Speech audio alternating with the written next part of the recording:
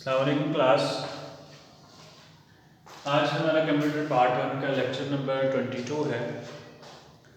Last lecture में बेटा हमने बड़ा इंपॉर्टेंट टॉपिक आईओ यूनिट को समझा था कि कंप्यूटर में बेसिकली आईओ यूनिट का क्या रोल है और वो क्या काम करता है और उसकी कौन सी रिस्पॉन्सिबिलिटीज़ हैं।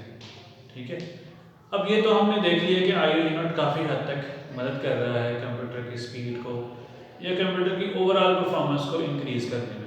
ठीक है, लेकिन अभी भी कुछ ऐसी टेक्निक्स हैं, मैंने पहले भी बताया था कि बेहतरी की गुंजाइश तो हर वक्त रहती है।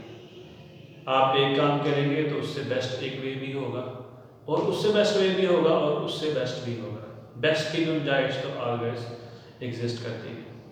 ठीक है, तो अब हमारे पास दो मेथड हैं, हम दोनों को समझेंगे कि किस तरह से हम उससे बेहतर तरीके से जा सकते हैं।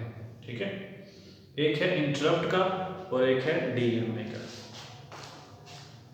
इंटरप्ट का क्या मतलब होता है? इंटरप्ट का मतलब होता है कि आप थोड़ा सा किसी चीज़ को डिस्टर्ब कर देते हैं। ठीक है, मिसाल के तौर पे मैं क्लास पढ़ा रहा हूँ अगर और बाहर से कोई आ जाता है तो दैट इज़ इंटरप्शन। मेरी क्लास को उसने डिस्टर्ब कर दिया। अब मैं क्लास छोड़ के पहले उसकी बात सुनूँ, जी आप पहले बता दें क्या बात है। ठीक है, या मैं क्लास पढ़ा रहा हूँ और अभी मैं कोई लेक्चर टॉपिक पढ़ा रहा हूँ और बच्चे बीच में क्वेश्चन कर देते हैं, ये भी इंटरप्ट है। ठीक है, या बच्चे कहते हैं सर मैं पानी पी, ये भी इंटरप्ट है। ठीक है, अमूमन वैसे बच्चे इस तरह करते नहीं हैं, समझदार होते हैं, लेकिन मैं वैसे एक मिसाल दे रहा हूँ। या आप घर में बैठ के पढ़ रहे हैं और छोटे बच्चे बाहर से आ जाते हैं और आपसे कुछ पूछना शुरू कर देते हैं, ये भी इंटरप्ट। ठीक है, तो इंटरप्ट की डिफरेंट किस्में हो सकती हैं, समझ आ रही है? इंटरप्ट क्या है कि किसी किस्म की कोई डिस्टर्बेंस, ये तो मैंने आपको रियल लाइफ की इंटरप्ट की बात। अब कंप्यूटर में क्या है इंटरप्ट? कंप्यूटर में इंटरप्ट क्या है कि कोई ज़रूरी काम है, आपने उसको करना है। ठीक है, असल में ये इंटरप्ट आती है, ये आती है आईओ यूनिट की तरफ से। कंप्यूटर अपने काम कर रहा होता है। ठीक है, जिस तरह हम पुरानी मिसाल को दोबारा से देख में लाते हैं जो लास्ट लेक्चर में हमने ली थी कि एक स्टूडेंट है जो बड़ी स्लो बोलता है और उसके साथ टीचर ने एक और स्टूडेंट को हायर किया जिसका नाम है आईओ यूनिट। उसको बोला कि बेटा आपने सारा क्वेश्चन सुन के फिर मुझे बताना है, और टीचर अपना लेक्चर दे रहा उतनी देर। जब उसने क्वेश्चन सुन लेना, उसने कहा नहीं सर इसका क्वेश्चन सुन लिया मैंने, उसने एक इंटरप्ट जनरेट की। वैसे तो रियल लाइफ में इंटरप्ट का कोई अच्छा मायने नहीं है कि हम कहते हैं डिस्टर्बेंस है, एक मतलब इनॉय करती है, एक हेडिक है। ये क्या चीज़ है इंटरप्ट? इंटरप्ट नहीं होनी चाहिए लाइफ में। ठीक है, लाइफ को पुरस्कून होना चाहिए, लेकिन कंप्यूटर में इंटरप्ट एक अच्छे मायनों में है। ठीक है, एक कहने का एक बेहतरीन चीज़ है जिसके थ्रू कंप्यूटर ज़्यादा बेहतर तरह से परफॉर्मेंस कर सकता है। ठीक है, कंप्यूटर ने अलाउ किया होता है कि तुम मुझे इंटरप्ट कर सकते हो, ये नहीं कि मैं बैठे रहो जब तक कंप्यूटर फ्री नहीं होगा, तो उतनी देर में हो सकता है वो काम ही हट जाए। आप माउस मूव कर रहे हैं, उसने सारी माउस की मूवमेंट के ऑर्डर दे दिए। अब अगर वेट करता रहे कि कंप्यूटर फ्री होगा तो फिर मैं बताऊंगा, तो आपका जो माउस मूव किया वो माउस मूव नहीं होगा, उतनी देर वो बैठा रहेगा। ठीक है, तो यहाँ पे प्रॉब्लम क्रिएट हो जाएगी। तो यहाँ पे इंटरप्ट क्या है कि अच्छे मायनों में आ रही है। वो जो पहले मैंने आपको मिसालें दी थी वो सिर्फ समझाने के लिए दी थी। अच्छे मायनों में किस तरह से आ रही है कि जब भी कोई, अब वो सारा सुन के क्वेश्चन और वो कहता है यार सर मुझे मेरी बात सुन लें, तो सर कहते हैं जी बताएं, क्वेश्चन बताते हैं, क्वेश्चन का आंसर करता है और फिर अपने काम लग जाता है, टीचर फिर अपने काम लग जाता है।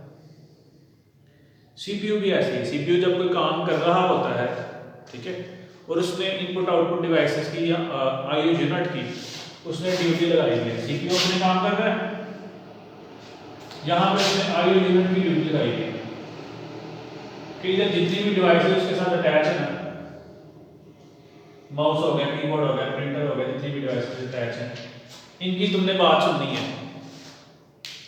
ठीक है, एक दो मैं लिख देता हूँ।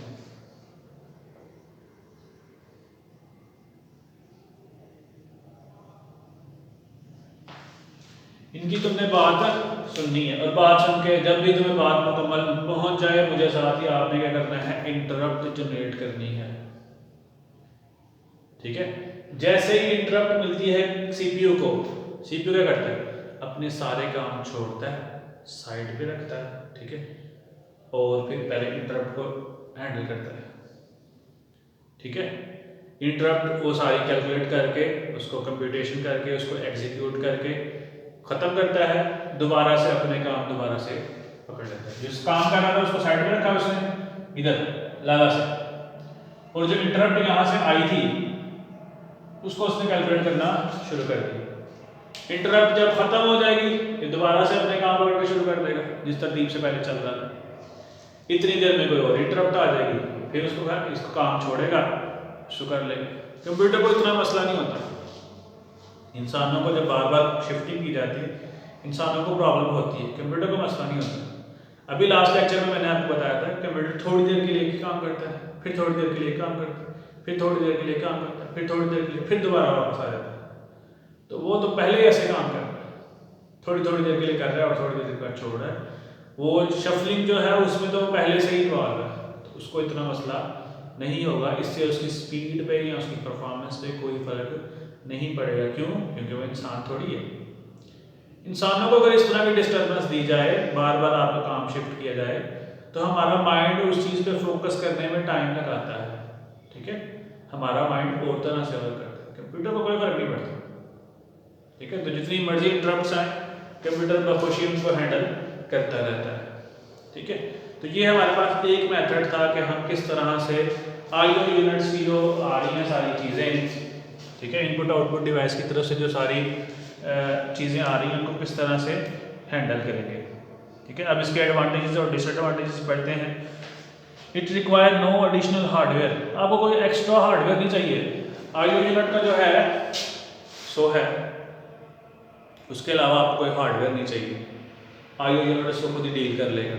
ठीक है, इसके लिए आपको इंटरप्ट का कोई हार्डवेयर आपको नहीं चाहिए। ठीक है, it is simpler to implement, इसको इंस्टॉल करना कोई मुश्किल नहीं है। मुश्किल क्या है इसमें, डिसएडवांटेज क्या है? The disadvantage of the scheme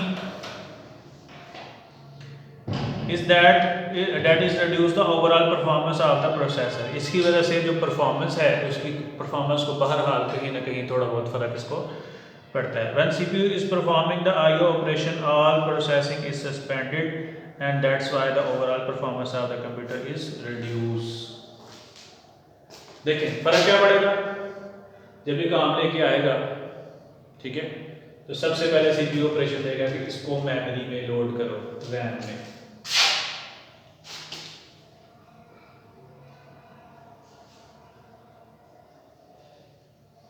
इधर से आर्डर आएगा इसको रैम में लोड करो, पहले इंटरप्ट होगी रैम में लोड, इधर CPU वेट कर रही है, फिर रैम से लोड होने के बाद 1 बाय 1 इधर आ रही है, उसके बाद वो एग्जीक्यूट हो रही है, उसके बाद फिर CPU दोबारा से दूसरा काम शुरू करेगा।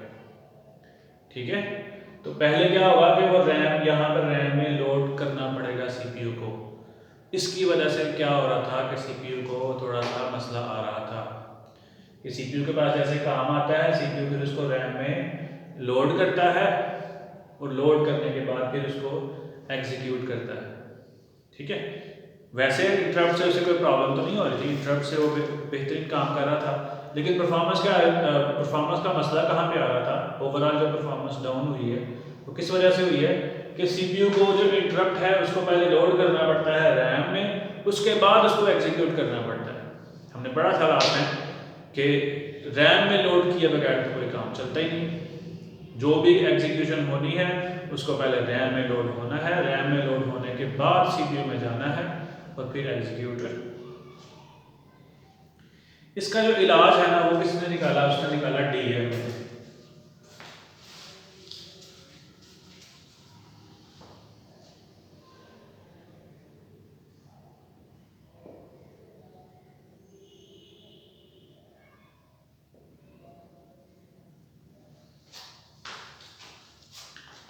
अच्छा, DRAM ने करने का लगा किया, CPU ने कहा कि तुम जो मुझे मेरे पास चीज़ लेके आते हो मैं फिर उसको रैम में लोड करता हूँ, फिर थोड़ी देर वेट करता हूँ, फिर रैम में लोड होने के बाद मैं उसको एग्जीक्यूट करता हूँ। तो तुम ऐसे क्या करो, डायरेक्ट रैम में लोड कर लिया करो। बात समझ आएगी नहीं आएगी? इसकी मिसाल दूंगा। मिसाल के तौर पे मैं IO यूनिट का जो क्वेश्चन सुनता हूँ, ठीक है, वो बच्चे ने राम नाम से क्वेश्चन किया, 5 मिनट लगा के आईओ यूनिट ने सुना, फिर आईओ यूनिट मुझे क्वेश्चन सुना रहा है, ठीक है, फिर क्वेश्चन को मैं बोर्ड पे लिखता हूँ, फिर उसका मैं देता हूँ आंसर, ठीक है, उस क्वेश्चन को मैं बोर्ड पे लिखता हूँ और फिर उसका देता हूँ आंसर। हमारे कहने की कॉलेज में एक पॉलिसी होगी कि जो भी आपने क्वेश्चन का आंसर देना है बोर्ड पे लिखना है, मिसाल दे रहा हूँ, ठीक है। तो अब मैं क्या करता हूँ, एक और बच्चे को कहता हूँ बेटा तुम्हें ऐसे करना है, आईओ यूनिट से क्वेश्चन लेके ना डायरेक्ट इधर लिख देना, ताकि मेरा लिखने का जो टाइम है वो भी बच जाए, ठीक है। काम को जितना मैं इम्प्रूव कर सके उतनी बेहतरी, ठीक है, कि जो लिखने का मेरा टाइम लग रहा था वो भी बच जाए। सेम काम हमने इधर किया है,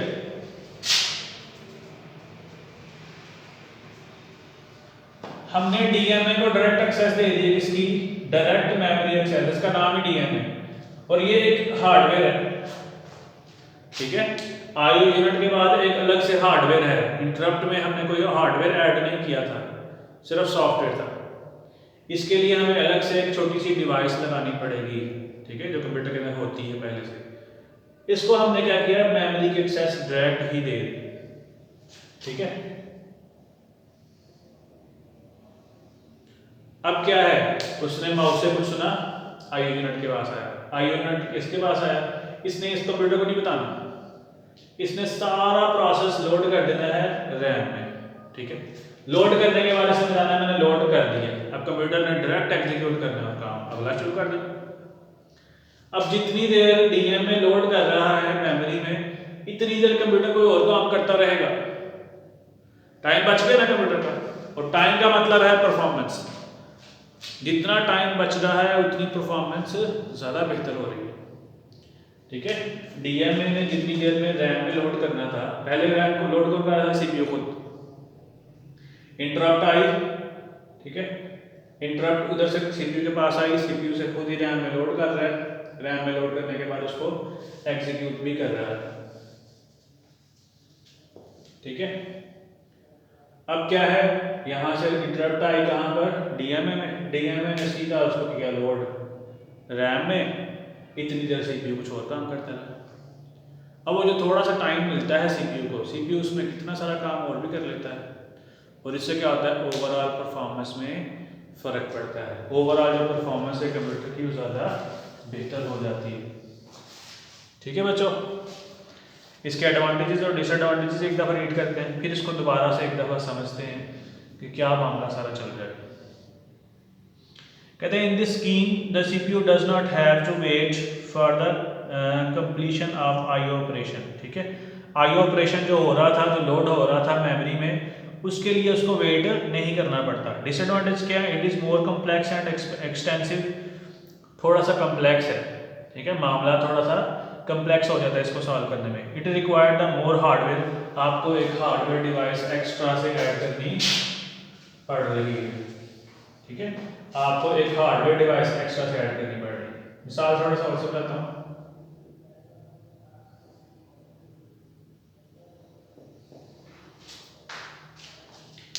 आईओ यूनिट से क्या हुआ,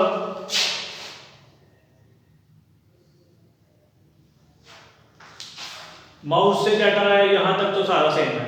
आईओ यूनिट से इंटरप्ट में डायरेक्ट सीपीयू के पास आएगा, सीपीयू उसको मेमोरी में लोड करेगा, हल कर देगा। ये एक सिंपल तरीका हो गया, लेकिन इसमें टाइम ज़्यादा लग रहा है सीपीयू का, ओवरऑल परफॉर्मेंस डाउन हो रही है, लेकिन हमें कोई हार्डवेयर नहीं चाहिए। फिर आया डाटा आईओ में, आईओ से डीएमए में आया, डीएमए ने डायरेक्ट लोड कर दिया रैम में, और लोड करने के बाद उसको बता दिया कि मैंने लोड कर दिया, एग्जीक्यूट कर दो। अब इसने एग्जीक्यूट कर देना, सीपीयू का टाइम बच रहा है इसमें, सीपीयू का टाइम इसमें बच रहा है, लेकिन एक हमें हार्डवेयर भी लगाना पड़ रहा है, और ये थोड़ा सा मामला भी कम्प्लेक्स हो गया है, ठीक है। आई होप कि आपको समझ आ गई होगी सारे टॉपिक की। नेक्स्ट लेक्चर में इंशाल्लाह हम रजिस्टर्स को डिस्कस करेंगे। ओके स्टूडेंट्स, अल्लाह हाफिज़।